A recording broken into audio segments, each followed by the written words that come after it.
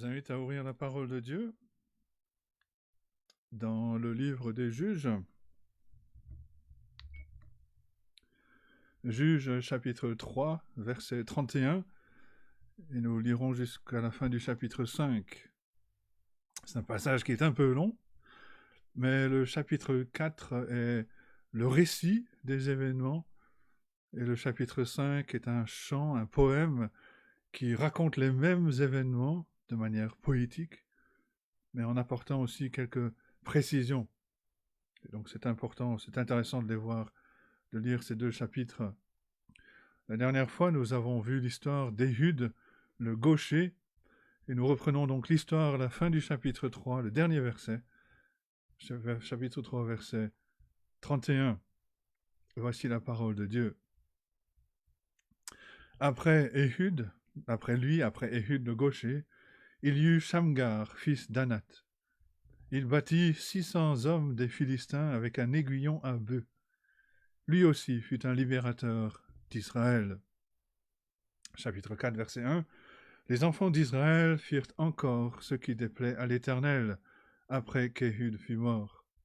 Et l'Éternel les vendit entre les mains de Jabin, roi de Canaan, qui régnait à Hatzor. Le chef de son armée était Sisera, et habitait Haroshet Goïm. Les enfants d'Israël crièrent à l'Éternel, car Jabin avait 900 chars de fer, et il opprimait avec violence les enfants d'Israël depuis 20 ans. Dans ce temps-là, Déborah, prophétesse, femme de Lapidote, était juge en Israël. Elle siégeait sous le palmier de Déborah entre Rama et Bethel, dans la montagne d'Éphraïm. Et les enfants d'Israël montaient vers elle pour être jugés. Elle envoya appeler Barak, fils d'Abinoam de Kadesh Nephtali, et elle lui dit, « N'est-ce pas l'ordre qu'a donné l'Éternel, le Dieu d'Israël? Va, dirige-toi vers le mont Tabor, et prends avec toi 10 000 hommes des enfants de Nephtali et des enfants de Zabulon. J'attirerai vers toi au torrent de Kison Sisera, chef de l'armée de Jabin, avec ses chars et ses troupes, et je te livrerai entre tes mains. Et je le livrerai entre tes mains. » Verset 8, Barak lui dit, « Si tu viens avec moi, j'irai. Mais si tu ne viens pas avec moi, je n'irai pas. » Elle répondit, « J'irai bien avec toi, mais tu n'auras point de gloire sur la voie où tu marches, car l'Éternel livrera Sisera entre les mains d'une femme. » Et Déborah se leva, et elle se rendit avec Barak à Kédesh. Barak convoqua Zabulon et Nephtali à Kédesh. 10 000 hommes marchèrent à sa suite, et Déborah partit avec lui. Héber, le Kénien, s'était séparé des Kéniens, des fils de Hobab, beau-père de Moïse, et il avait dressé sa tente jusqu'aux chênes de Tsanaïm, près de Kédesh. On informa Sisera que Barak, fils d'Abinoam, s'était dirigé sur le mont Tabor. Et depuis Haroshet Goïm, Sisera rassembla vers le torrent de Kison tous ses chars, 900 chars de fer, et tout le peuple qui était avec lui. Alors Déborah dit à Barak, « Lève-toi, car voici le jour où l'Éternel livre Sisera entre tes mains. L'Éternel ne marche-t-il pas devant toi ?» Et Barak descendit du mont Tabor, ayant 10 000 hommes à sa suite. L'Éternel mit en déroute devant Barak par le tranchant de l'épée Sisera, tous ses chars et tout le camp. Sisera descendit de son char et s'enfuit à pied. Barak poursuivit les chars et l'armée jusqu'à Haroshet Goïm. Et toute l'armée de Sisera tomba sous le tranchant de l'épée, sans qu'il en reste un seul homme. Sisera se réfugia à pied dans la tente de Jaël, femme de Héber, le Kénien, car il y avait paix entre Jabin, roi de Hatzor, et la maison de Héber, le Kénien. Jaël sortit au devant de Sisera et lui dit, « Entre, mon seigneur, entre chez moi, ne crains point. » Il entra chez elle, dans la tente, et elle le cacha sous une couverture. Il lui dit, « Donne-moi, je te prie, un peu d'eau à boire, car j'ai soif. » Et elle ouvrit l'outre de lait, et lui donna à boire, et elle le couvrit. Il lui dit encore, « Tiens-toi à l'entrée de la tente, et si l'on vient t'interroger en disant, « Y a-t-il ici quelqu'un ?»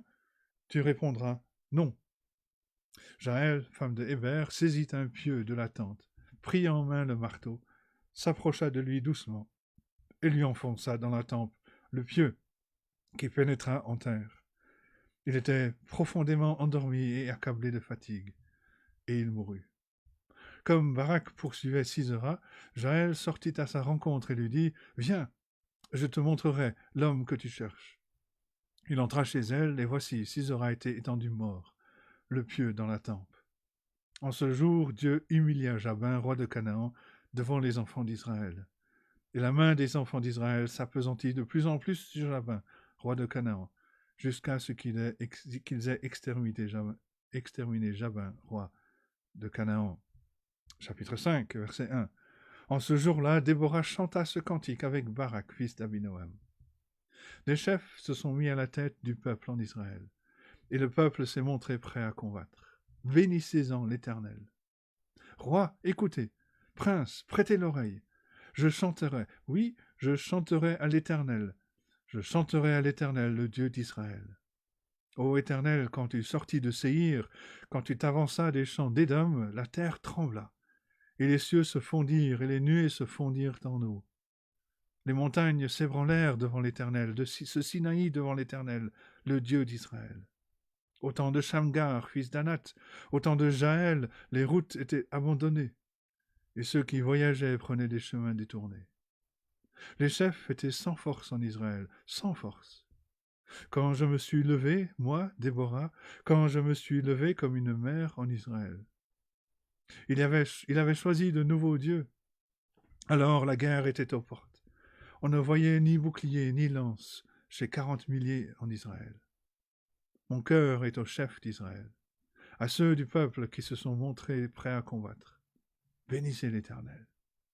Vous qui montez de blanches ânesses, vous qui avez pour siège des tapis, et vous qui marchez sur la route, chantez. Que de leur voix les archers, du milieu des abreuvoirs, célèbrent les bienfaits de l'Éternel, les bienfaits de son conducteur en Israël. Alors le peuple de l'Éternel descendit aux portes. Réveille-toi, réveille-toi, Déborah, réveille-toi, réveille-toi, dis un cantique. Lève-toi, Barak, et emmène tes captifs, ces fils d'Abinoam. Alors un reste du peuple triompha des puissants. L'Éternel me donna la victoire sur les héros. D'Éphraïm arrivèrent les habitants d'Amalek. À ta suite marcha Benjamin parmi ta troupe. De Makir vinrent des chefs, et de Zabulon des commandants. Les princes d'Issachar furent avec Déborah, et Issachar suivit Barak. Il fut envoyé sur ses pans dans la vallée. Près des ruisseaux de Ruben, grandes furent les résolutions du cœur. Pourquoi es-tu resté au milieu des étables à écouter le bêlement des troupeaux? Au ruisseau de Ruben, grandes furent les délibérations du cœur. Galaad, au-delà du Jourdain, n'a pas quitté sa demeure. Pourquoi Dan s'est-il tenu sur les navires? Aser s'est tenu sur le rivage de la mer et s'est reposé dans ses ports. Zabulon est un peuple qui affronte à la mort, et Nephtali de même, sur les hauteurs des champs. Les rois vinrent, ils combattirent, alors combattirent les rois de Canaan, à Tahanak, aux eaux de Megiddo. Ils ne remportèrent nul butin, nul argent. Des cieux ont combattu, de leurs sentiers les étoiles combattirent contre Sisera. Le torrent de Kizon les a entraînés, le torrent des anciens temps, le torrent de Kizon. Mon âme foule aux pieds les héros. Alors les talons des chevaux retentirent à la fuite précipitée de leurs guerriers. Maudissez mes roses, dit l'ange de l'Éternel. Maudissez, maudissez ses habitants, car ils ne vinrent pas au secours de l'Éternel, au secours de l'Éternel parmi les vaillants hommes, parmi les hommes vaillants.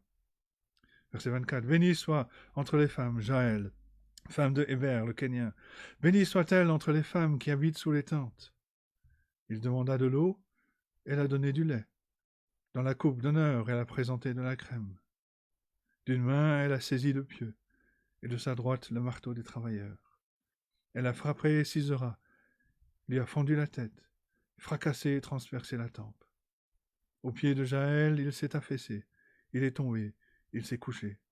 À ses pieds, il s'est affaissé, il est tombé. Là où il s'est affaissé, là il est tombé sans vie. Par la fenêtre, à travers le treillis, la mère de Sisera regarde et s'écrie « Pourquoi son char tarde-t-il à venir? Pourquoi ces chars vont-ils si lentement ?» Les plus sages d'entre ces femmes lui répondent, et elle se répond à elle-même. Ne trouve-t-il pas du butin? ne le partagent-ils pas? Une jeune fille, 2 jeunes filles par homme, du butin en vêtements de couleur pour Sisera, du butin en vêtements de couleur brodés, un vêtement de couleur, 2 vêtements brodés pour le cou du vainqueur. Périssent ainsi tous tes ennemis, ô Éternel. Ceux qui l'aiment sont comme le soleil, quand il paraît dans sa force. Le pays fut en repos pendant 40 ans. Et jusque-là, la parole de Dieu.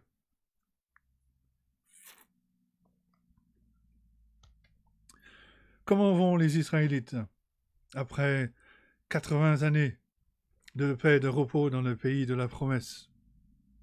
Les Israélites, rappelez-vous, ont été délivrés par Othniel et par Éhud, qui étaient leurs juges, combattants, sauveurs, libérateurs. Est-ce qu'ils ont appris à vivre par la foi dans les promesses de Dieu? Est-ce qu'ils ont appris à résister au monde, à la chair et au diable qui se manifestaient dans l'idolâtrie pécheresse? Pas encore. Le chapitre 4 commence avec ces mots. Les enfants d'Israël firent encore ce qui déplaît à l'Éternel après qu'Éhud fut mort. Les victoires divines remportées par ces juges temporaires ne pouvaient pas changer les cœurs des enfants d'Israël. Ils étaient encore tentés à se tourner vers l'idolâtrie, le paganisme, à se détourner de l'Éternel qui les avait pourtant délivrés. Quand les choses allaient bien, à cause des bénédictions de Dieu dans leur vie. Ce n'était pas encore la période de réforme en Israël. C'était plutôt une période triste, de déformation. Et quand on arrive au chapitre 4, on rencontre un juge différent des autres. Déborah est une juge particulière pour plusieurs raisons. Elle est décrite comme une prophétesse. Il nous est précisé qu'elle était la femme de Lapidote. Au lieu d'avoir la formule classique, un tel était juge, fils d'eux, qui nous donc présente le juge, comme on l'a déjà vu, comme on le verra plus tard. Déborah est décrite comme étant la femme de quelqu'un. Et on peut se poser la question, pourquoi Lapidote n'était-il pas juge? Où est Lapidote pendant que sa femme juge Israël? Est-ce qu'il est au travail? Est-ce qu'il s'occupe des enfants pendant que Déborah juge le peuple? Déborah était une femme qui craignait Dieu, sans doute parmi les meilleurs juges dans ce livre, mais le but de son histoire est d'être un reproche au leadership masculin en Israël. Elle est sans doute une bonne juge en Israël, mais pourquoi n'y a-t-il pas d'hommes israélites fidèles? Pourquoi une femme? Ce sont des questions que l'on doit se poser en regardant ces chapitres 4 et 5 du livre des juges. Et une partie qu'on verra de l'humiliation de la destruction de Sisera, le commandant des armées de Canaan, sera qu'une femme précipitera sa chute, verset 9, car l'Éternel livrera Sisera entre les mains d'une femme. 2 femmes sont donc mentionnées dans cette histoire pour réprimander, pour humilier, pas pour devenir un exemple à suivre dans l'Église. Comme nous l'avons déjà vu, chaque juge que Dieu a suscité est un représentant d'Israël, mais chaque juge, à sa propre manière, révèle Dieu. Quand on aborde la vie de chaque juge, on devrait se rappeler 2 choses.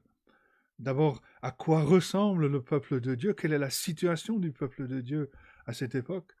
Mais aussi, à quoi ressemble Dieu? Comment Dieu se révèle-t-il au travers du juge? La personne et l'œuvre de Déborah en tant que juge, combattant, sauveur, libérateur révèle que les leaders masculins capables en Israël sont très rares. Et d'ailleurs, on pourrait même se demander où sont les sacrificateurs, où sont les hommes comme Moïse, comme Josué, comme Caleb. Quel est le problème avec Lapidote, son mari? Déborah révèle la faiblesse du leadership masculin en Israël.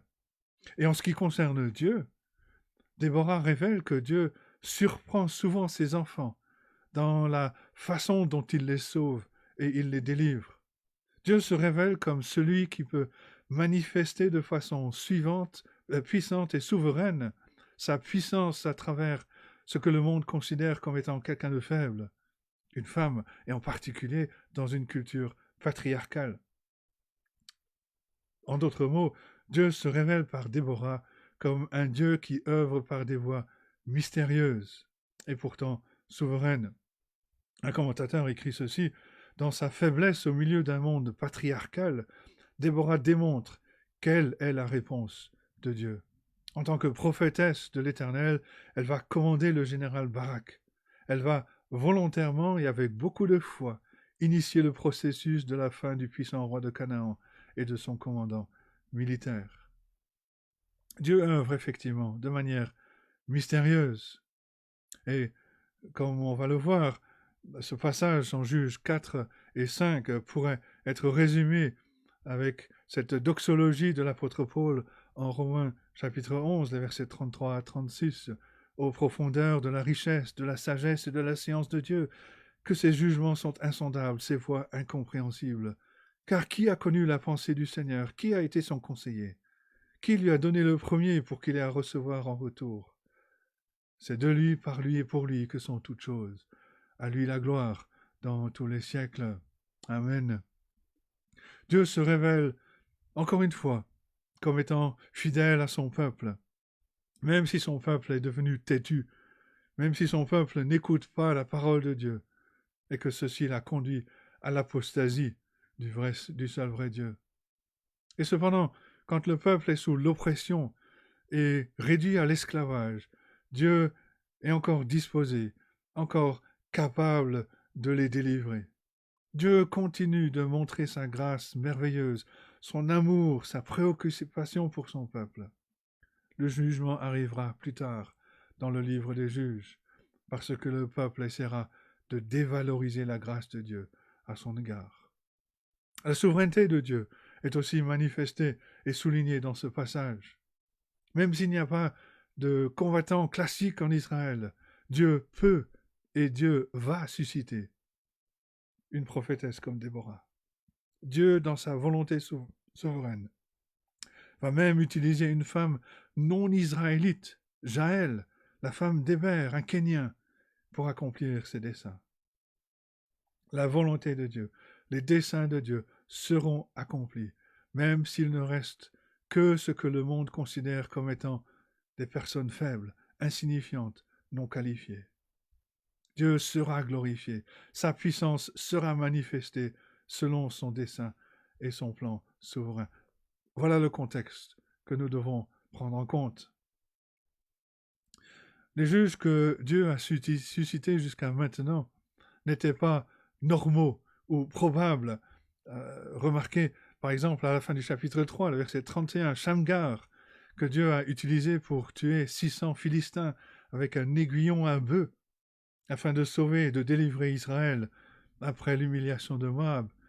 Shamgar n'était pas un guerrier puissant, avec une épée. Il n'avait qu'un aiguillon à bœuf, c'est-à-dire un bâton avec une pointe en métal pour piquer les bêtes et les faire avancer. C'était un genre de fermier que Dieu a appelé pour apporter la victoire à Israël, dans le but, encore une fois, de révéler sa souveraineté, sa puissance dans le salut, de la manière la plus inattendue de délivrer son peuple.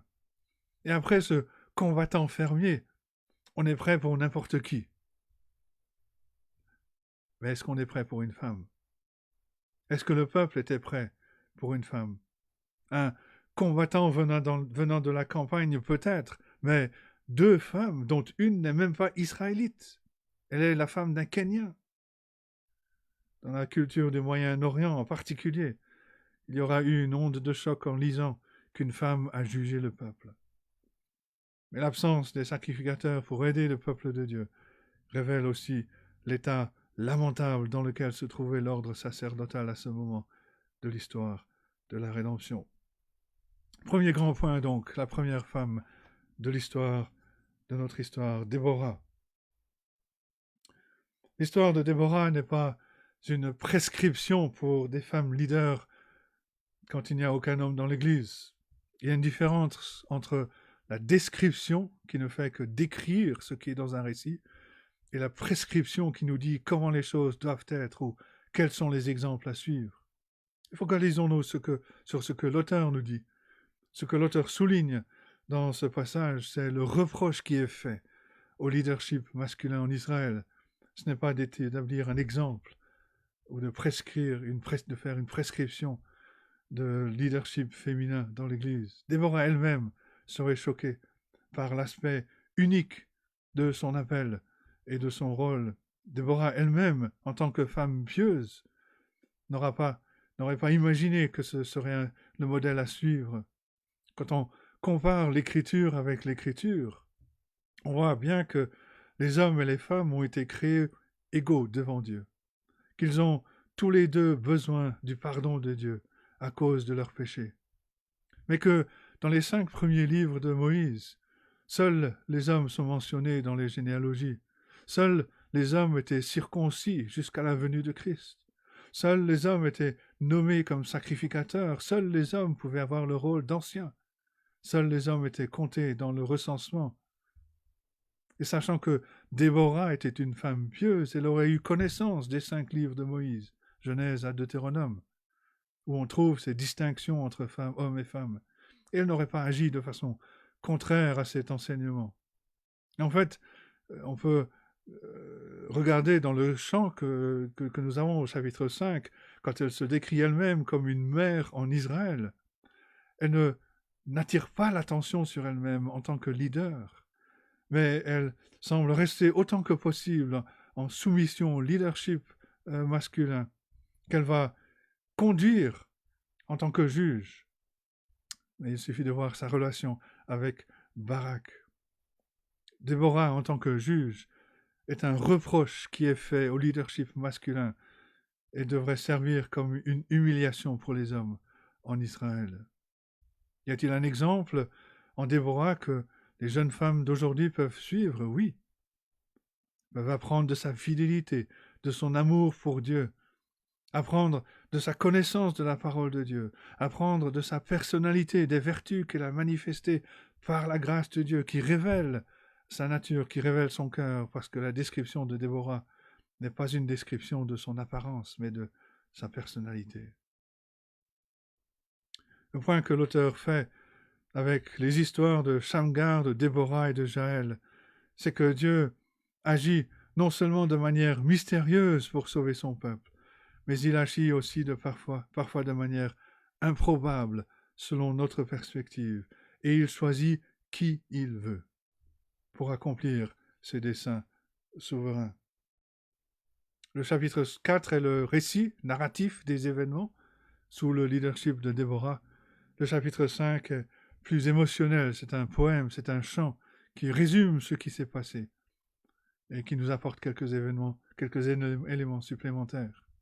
Le but des poèmes, déjà dans l'ancien temps, le but des cantiques, aujourd'hui encore, est de rappeler, de chanter les grandes actions de délivrance et de salut de Dieu.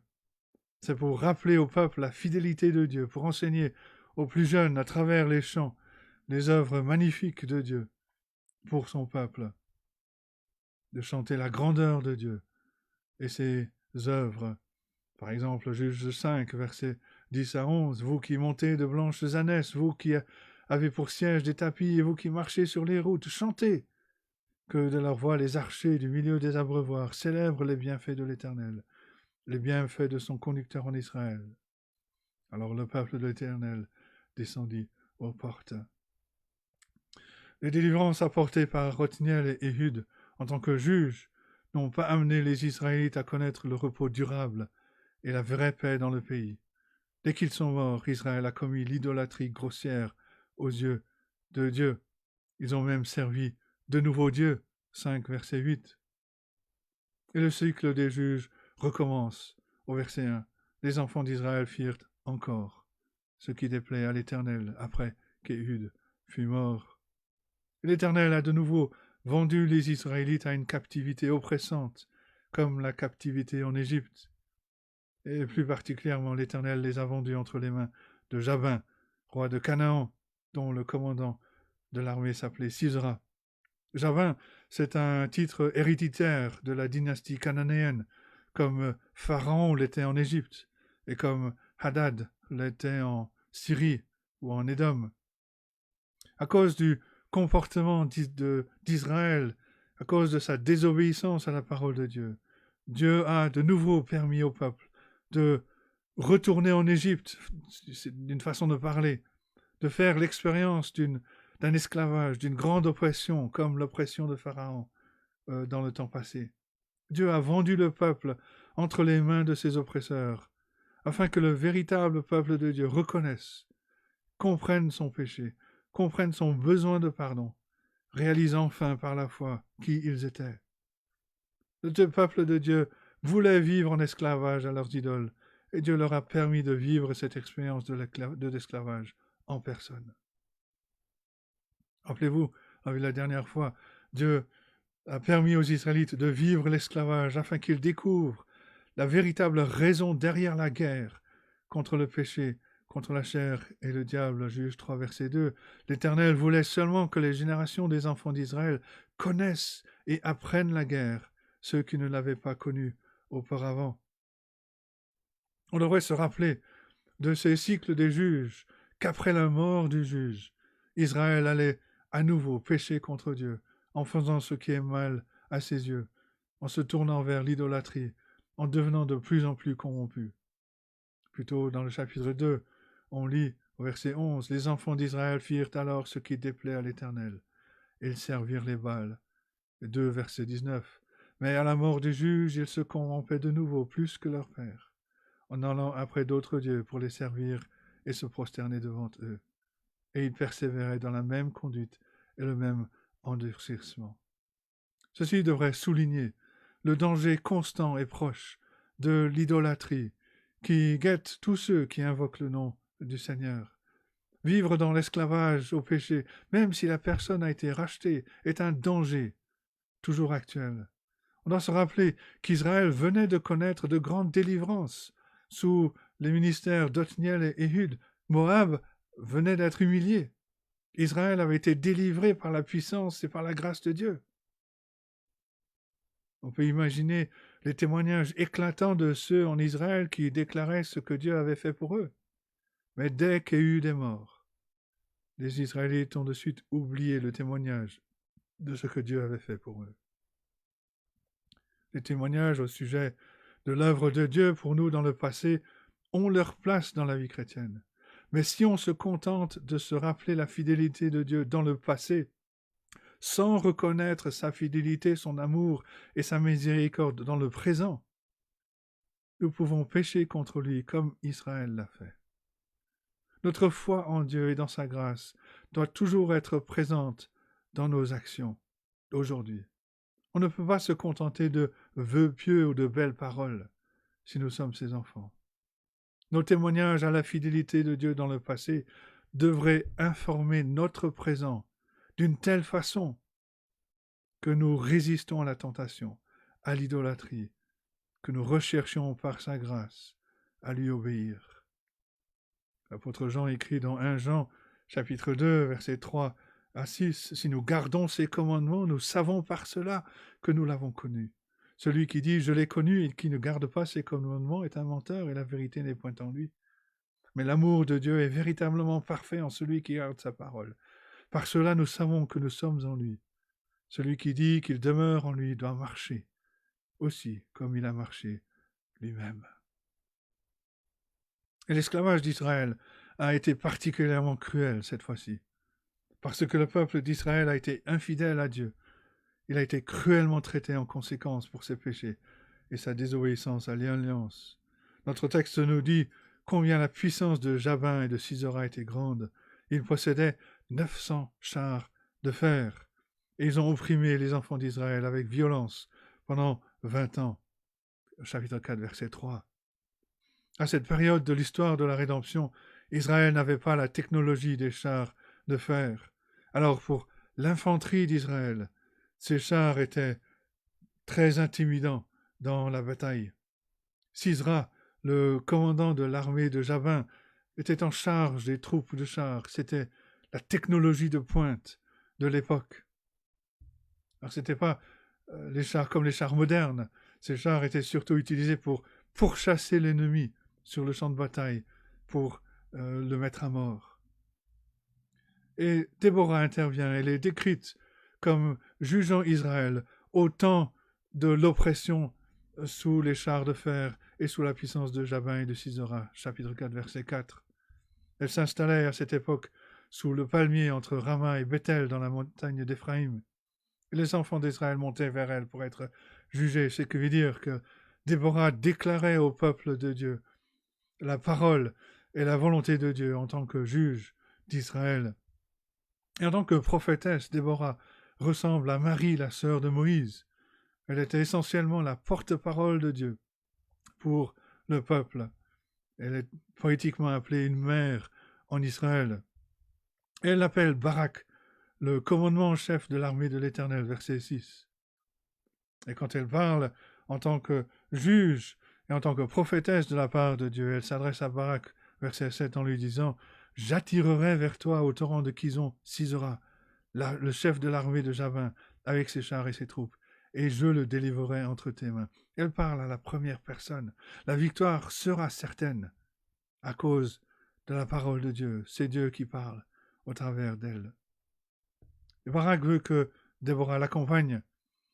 C'est peut-être une remarque pleine d'ironie et de satire au sujet des hommes et du leadership masculin en Israël à cette époque.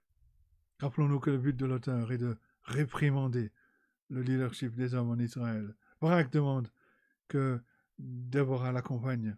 Et Déborah est prête à l'accompagner dans son expédition, mais elle lui dit qu'il ne retournera pas comme le vainqueur recevant toute la gloire pour la victoire, parce qu'une femme recevra la gloire pour avoir vaincu l'ennemi, verset 9, car l'Éternel livrera Sisera entre les mains d'une femme. Mais toutes les troupes d'Israël ne se sont pas rejointes pour cette occasion de combattre l'ennemi, comme l'Éternel leur avait pourtant ordonné. Et c'est dans le poème que l'on trouve ceux qui n'ont pas voulu combattre. La complaisance, le compromis, l'idolâtrie étaient devenus les priorités de beaucoup de tribus en Israël. Alors, l'avancement du royaume de Dieu n'était plus une priorité importante à leurs yeux. Chapitre 5, versets 14 à 18. On lit ceci. D'Éphraïm arrivèrent les habitants d'Amalek. À ta suite marcha Benjamin parmi ta troupe. De Makir vinrent les chefs, et de Zabulon des commandants. Les princes d'Issachar furent avec Déborah, et Issachar suivit Barak. Il fut envoyé sur ses pas dans la vallée. Près des ruisseaux de Ruben, grandes furent les résolutions du cœur. Pourquoi es-tu resté au milieu des étables à écouter le bêlement des troupeaux? Au ruisseau de Ruben, grandes furent les délibérations du cœur. Galaad, au-delà du Jourdain, n'a pas quitté sa demeure. Pourquoi Dan s'est-il tenu sur les navires? Aser s'est tenu sur le rivage de la mer et s'est reposé dans ses ports. Zabulon est un peuple qui affronta la mort, et Nephtali de même sur les hauteurs des champs. Certaines tribus, comme Zabulon, Nephtali, ont combattu vaillamment pour le royaume de Dieu, mais Ruben, Aser, Dan, pour différentes raisons, ne se sont pas montrés pour obéir à Dieu, comme il le leur avait dit à plusieurs reprises. Leur problème spirituel est le même qu'avant. Leur cœur n'obéissait pas à la parole de Dieu. Et là, il faut revenir au chapitre 1 et 2. Certains avaient placé leur priorité dans autre chose que dans l'expansion du royaume. Certaines trouvaient des excuses pour justifier qu'elles n'avaient pas le temps de chercher d'abord le royaume de Dieu et sa justice. On peut voir ici que les problèmes spirituels d'Israël auraient pu affecter le peuple en entier s'il n'y avait pas la fidélité de Dieu et sa souveraineté sur son peuple. Mais Dieu serait glorifié, même si son peuple ne faisait pas avancer son royaume. S'il n'y avait pas la grâce de Dieu, le peuple de Dieu serait anéanti. Quand on lit le reste de ce livre, on peut parfois se demander comment le peuple a survécu. Mais Dieu préserve toujours un reste qui lui est fidèle. Même si l'Église visible est faible et infidèle, Dieu préserve des personnes qui le serviront et feront avancer le royaume de Dieu. Comme nous le verrons plus tard avec Gédéon, dans l'économie de Dieu. Le moins est souvent plus grand. L'histoire continue en nous disant que lorsque Sisera apprend que Barak s'approche du champ de bataille avec ses troupes, Sisera fait appel à toutes ses forces. Il appelle les 900 chars de fer, encore une répétition pour souligner la puissance de son armée. Il appelle toutes ses troupes, verset 13. Déborah dit à Barak, ou plutôt ordonne à Barak, debout, lève-toi pour aller au combat, sachant que l'Éternel lui donnera la victoire, que Sisera sera livré entre ses mains. Et le poème résume la bataille, chapitre 5, verset 19 à 21. Les rois vinrent et ils combattirent. Alors combattirent les rois de Canaan, à Tahanak, aux eaux de Megiddo. Ils ne remportèrent nul butin, nul argent. Des cieux ont combattu. De leur sentier, les étoiles combattirent contre Sisera. Le torrent de Kison les a entraînés, le torrent des anciens temps, le torrent de Kison. Mon âme foule aux pieds les héros. Verset 15 du chapitre 4 nous dit ceci, l'Éternel mit en déroute devant Barak par le tranchant de l'épée, Sisera, tous ses chars et tout le camp. Sisera descendit de son char et s'enfuit à pied. Barak a eu du succès dans le champ de bataille à cause de la faveur de Dieu pour Israël. Et au lieu de voir les chars de Sisera poursuivre l'armée des Israélites, on voit Barak poursuivre les chars. C'est plein d'ironie. On peut imaginer des hommes à pied pourchasser les chars qui pourraient cependant très facilement se retourner et combattre avec puissance. Mais c'était l'œuvre de l'Éternel, semblable à ce qu'il avait fait quand il a détruit l'armée des Égyptiens dans l'Exode. La victoire de Dieu est si grande qu'il ne resta aucun homme de l'armée de Sisera, verset 16. Et dans le récit poétique, on a un langage qui nous renvoie à l'exode du pays d'Égypte. La bataille de l'Éternel contre Sisera est racontée dans les termes cosmiques, chapitre 5, versets 20 et 21. Des cieux ont combattu. Le torrent de Kison les a entraînés.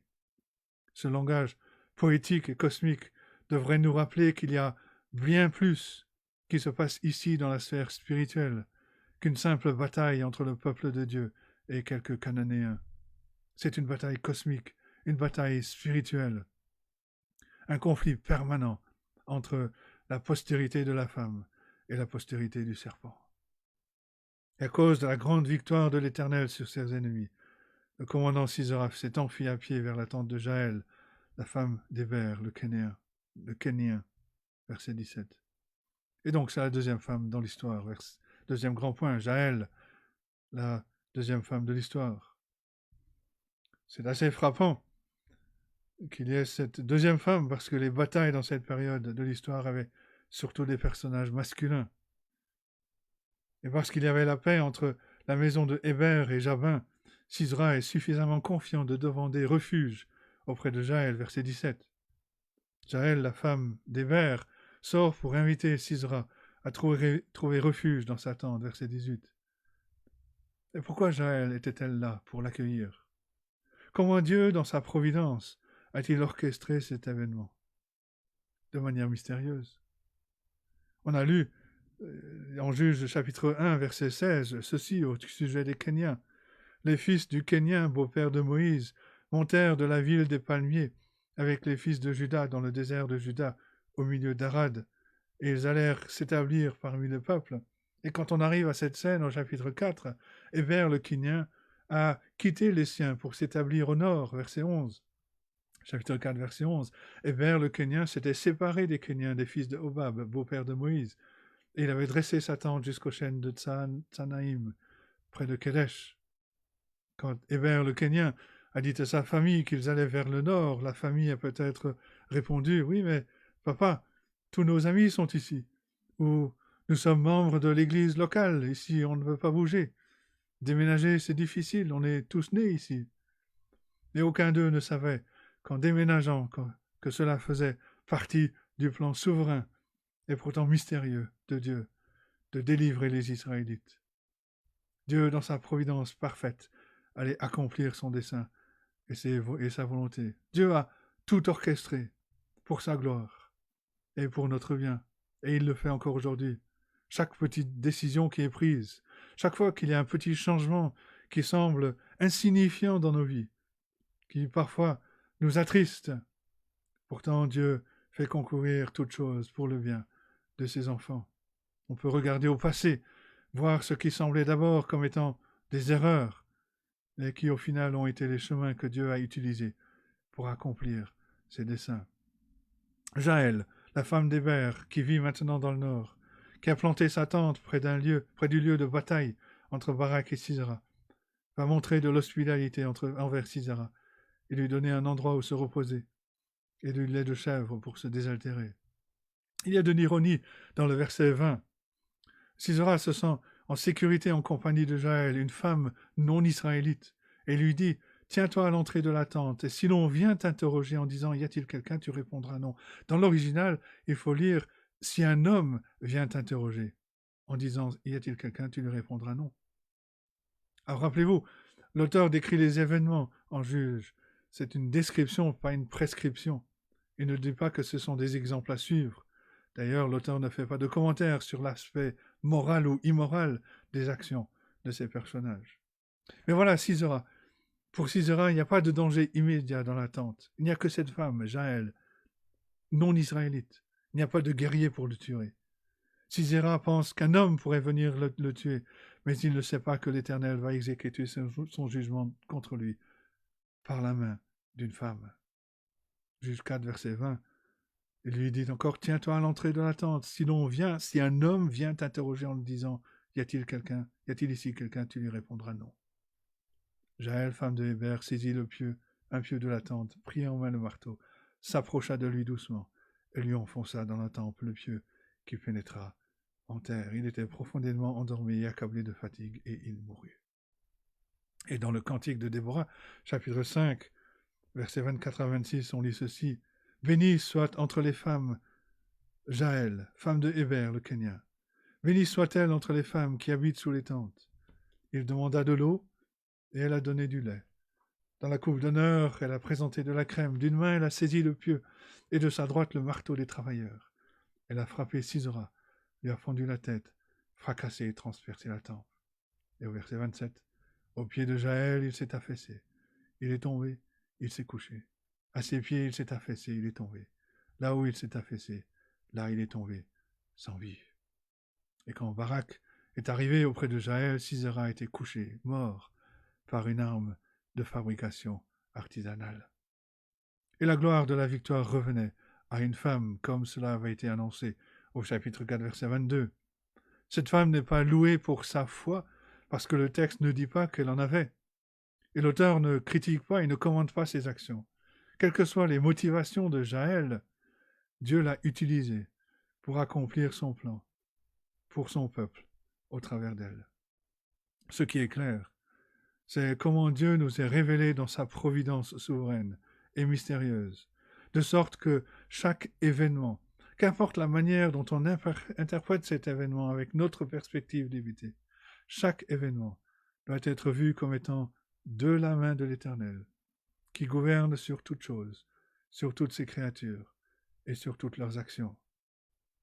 Et ce qui est clair pour notre joie, c'est que Dieu a vaincu les ennemis de son peuple, que le règne de Jabin, roi de Canaan, a été détruit, tout comme le règne de Pharaon auparavant, et tout comme tous les ennemis de Dieu. Dieu a de nouveau montré sa fidélité pour son peuple, mais d'une façon improbable, presque anormale. On devrait se rappeler les paroles de Moïse en Deutéronome 7, versets 9 et 10. « Sache donc que c'est l'Éternel ton Dieu qui est Dieu. Ce Dieu fidèle garde son alliance et sa miséricorde jusqu'à la 1000e génération envers ceux qui l'aiment et qui observent ses commandements. Mais il use directement de représailles envers ceux qui le haïssent, et il les fait périr. Il ne diffère point envers celui qui le hait. Il use directement de représailles. » Deutéronome 7, versets 9 et 10. Et le chant de Déborah se réjouit de la victoire de l'Éternel, tout comme Marie s'est réjouie après l'exode d'Égypte.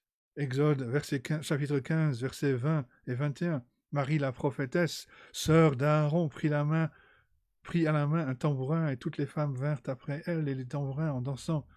Marie répondait aux enfants d'Israël, « Chantez à l'Éternel, car il a fait éclater sa gloire. Il a précipité dans la mer le cheval et son cavalier.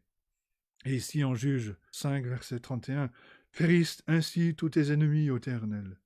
Ceux qui l'aiment sont comme le soleil quand il paraît dans sa force. » Et le pays, nous lisons, a ensuite connu le repos et la paix pendant 40 ans après cette victoire de l'Éternel à travers ces deux femmes. Dieu a accompli ses desseins à travers un aiguillon à bœuf, à travers deux femmes dans une culture patriarcale et un pieu de tente. Toutes ces choses sont devenues des instruments de la grâce de Dieu pour son peuple et des instruments de jugement pour ceux qui étaient ses ennemis.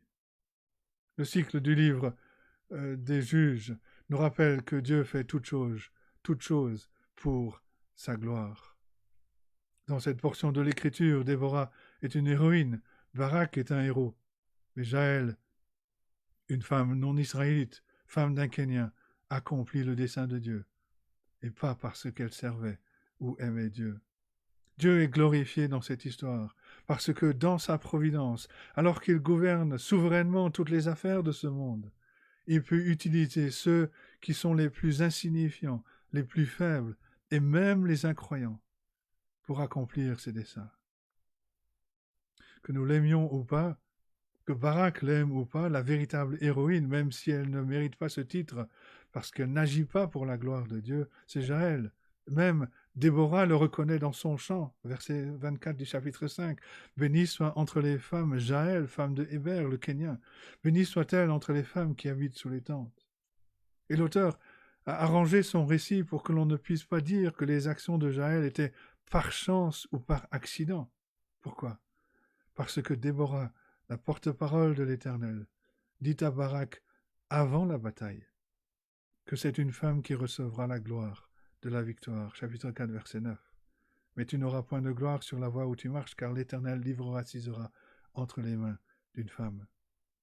Jaël avait ses propres motivations, ses propres raisons de vouloir tuer Sisera, mais de manière ironique, elle accomplit la volonté de Dieu et délivre Israël, alors qu'elle n'est même pas israélite, qu'elle est au contraire une ennemie d'Israël.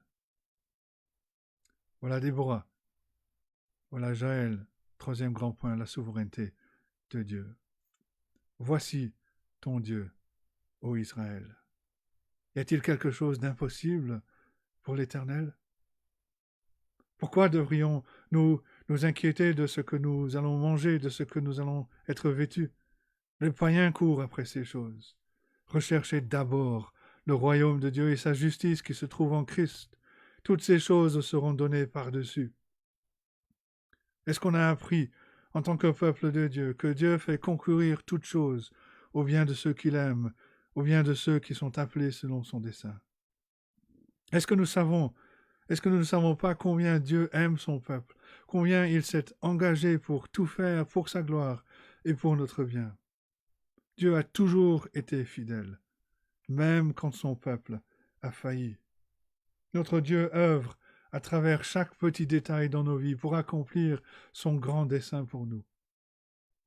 Les chapitres précédents dans le livre des Juges ont régulièrement mis l'accent sur la miséricorde, la grâce et la fidélité de Dieu envers son peuple quand il crie à lui. Les chapitres 4 et 5 se focalisent sur la souveraineté de Dieu et sa gloire en toutes choses.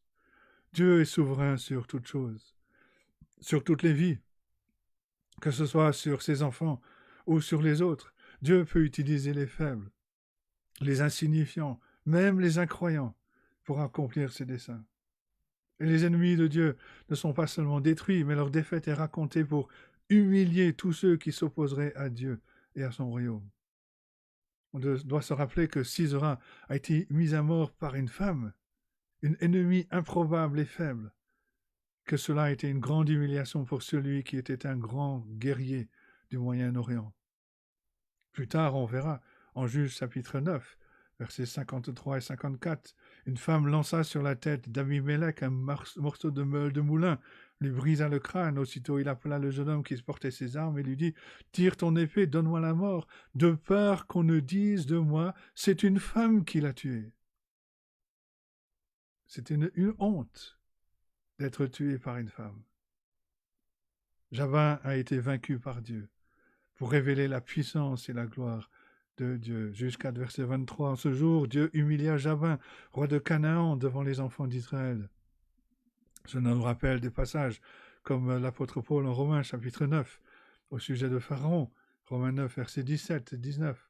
L'Éternel dit à Pharaon, je t'ai suscité à dessein pour montrer en toi ma puissance, et afin que mon nom soit publié par toute la terre. Ainsi, il fait miséricorde à qui il veut, et il endurcit qui il veut. Tu me diras, pourquoi blâme-t-il encore? Car qui est-ce qui résiste à sa volonté? Ceci nous rappelle que toute victoire que nous voyons révélée dans l'Écriture, toute victoire que nous avons connue dans nos vies, vient de la miséricorde et de la grâce de Dieu. Toute victoire de Dieu sert à manifester sa puissance et sa gloire. En tant que peuple de Dieu, nous devons nous rappeler les paroles de Déborah adressées à Barak. J'irai avec toi, mais tu n'auras point de gloire sur la voie où tu marches. Nous devons louer et glorifier Dieu pour sa grandeur, pour sa bonté, pour sa puissance. Mais nous devons aussi réaliser que Dieu utilise souvent les choses faibles de ce monde pour confondre les fortes.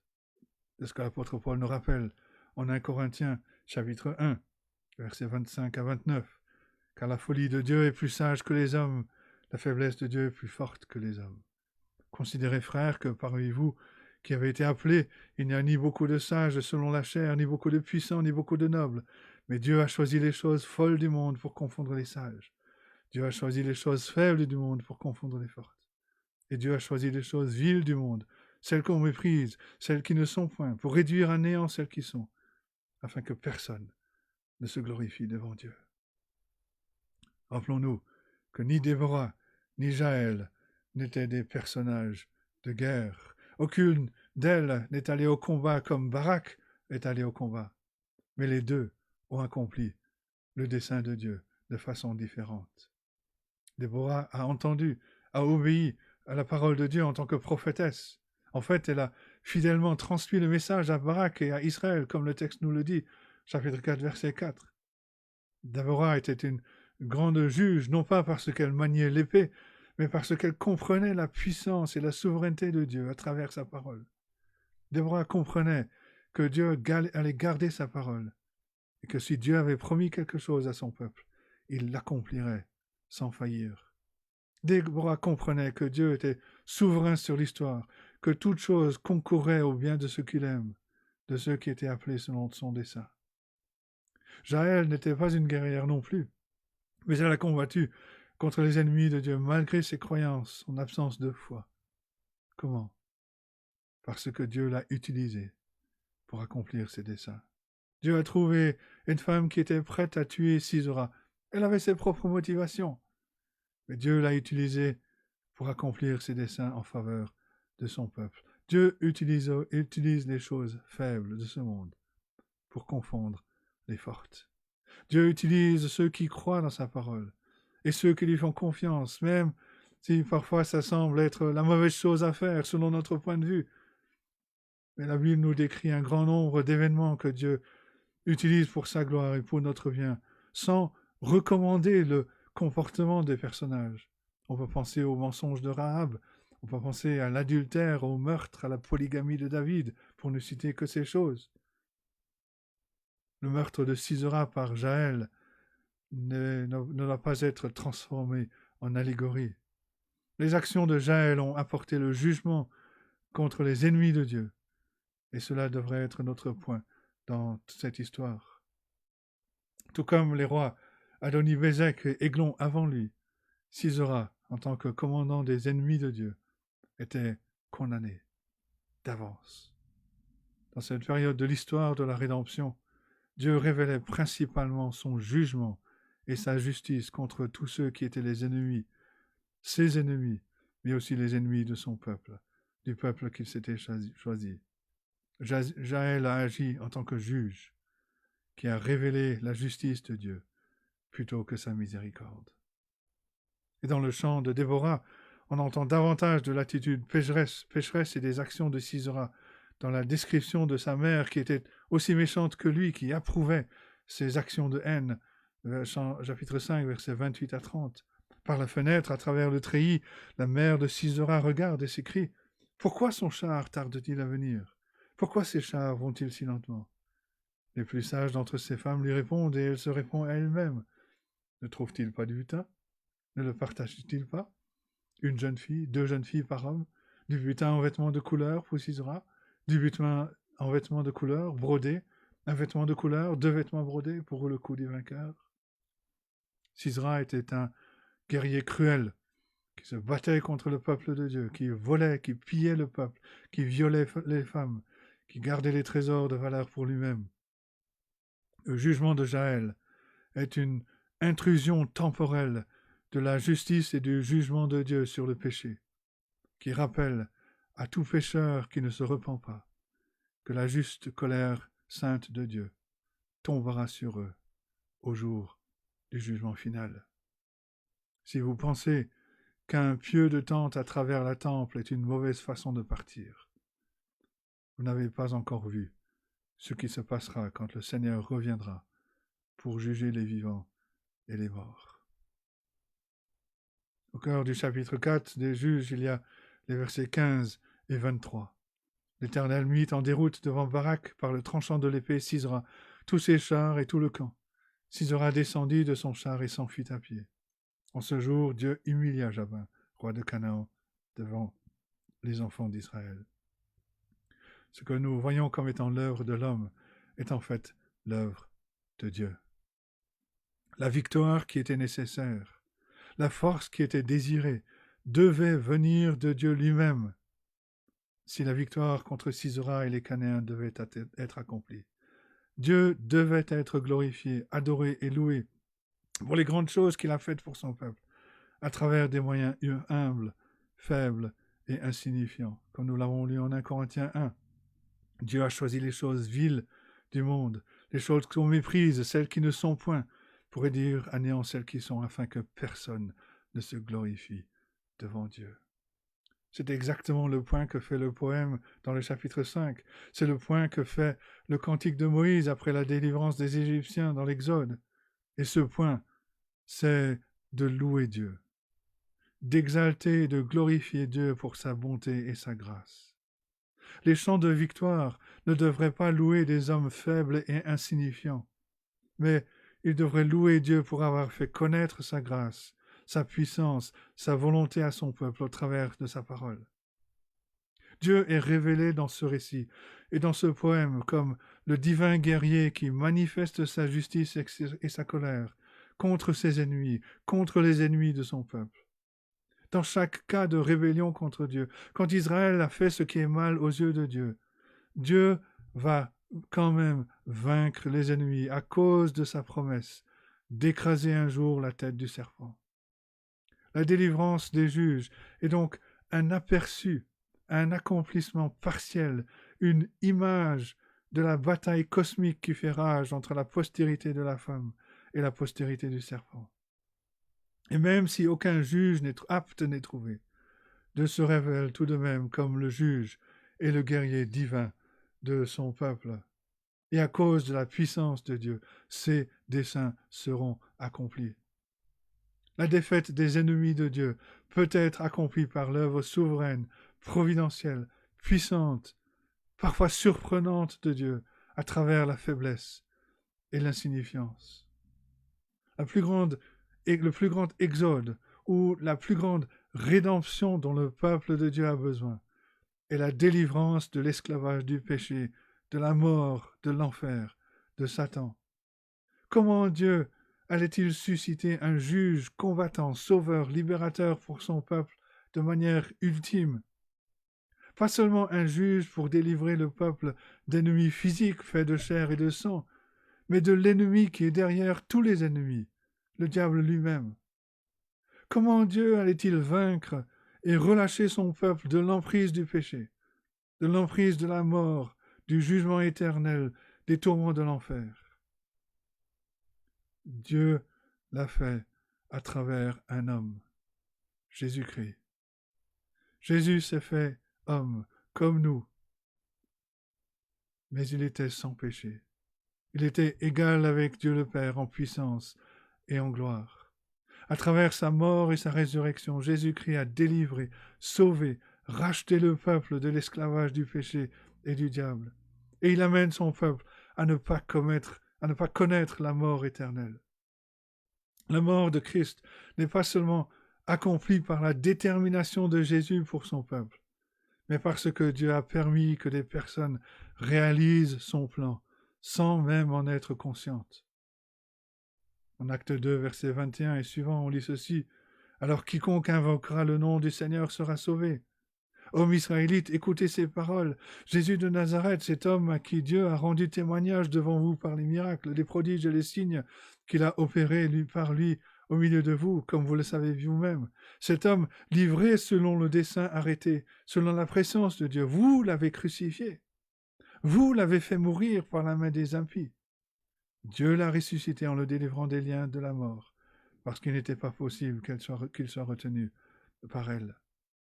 Et au chapitre 4, versets 24 à 28, lorsqu'ils l'eurent entendu, ils élevèrent à Dieu la voix tous ensemble et dirent « Seigneur, toi qui as fait le ciel, la terre, la mer et tout ce qui s'y trouve, c'est toi qui as dit par le Saint-Esprit, par la bouche de notre Père, ton serviteur David, pourquoi ce tumulte parmi les nations et ces vaines pensées parmi le peuple?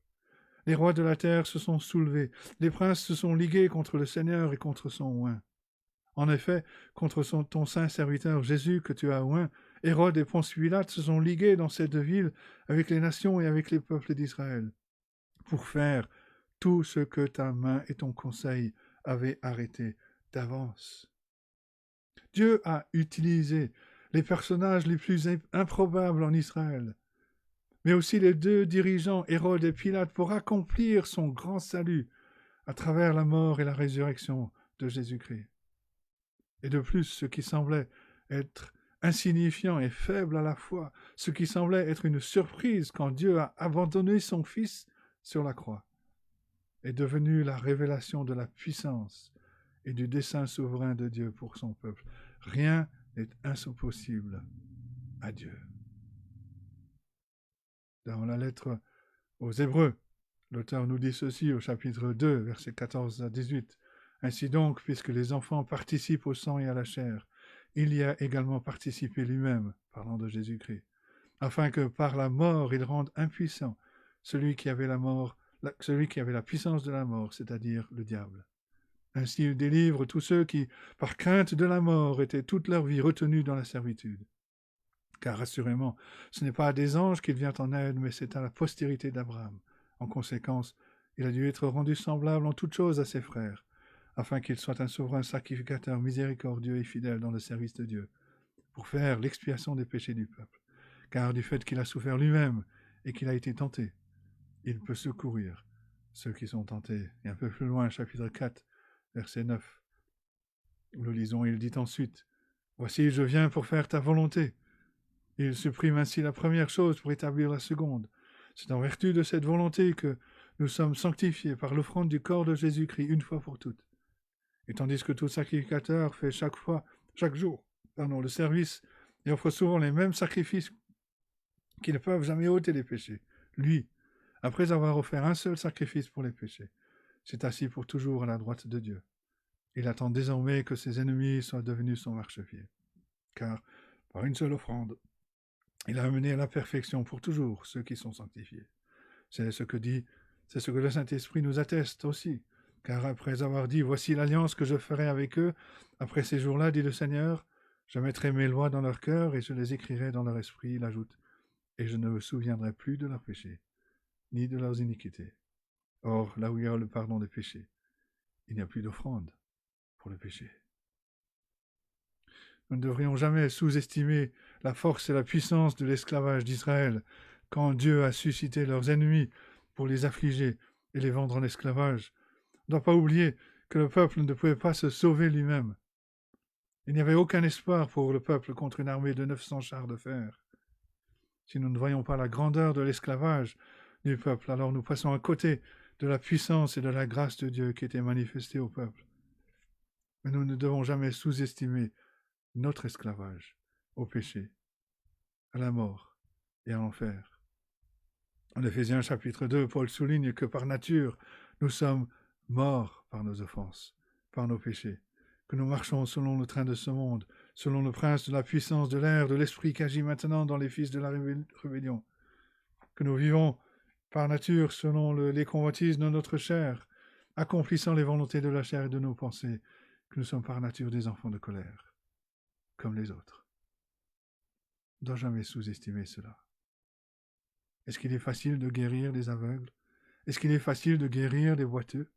Est-ce qu'il est facile de guérir ceux qui sont sourds à la parole de Dieu? Est-ce qu'il est facile de libérer ceux qui sont sous l'esclavage du péché? Non. Seul Dieu, le grand et divin guerrier, peut apporter à son peuple une délivrance de l'esclavage qui est véritable, qui est durable.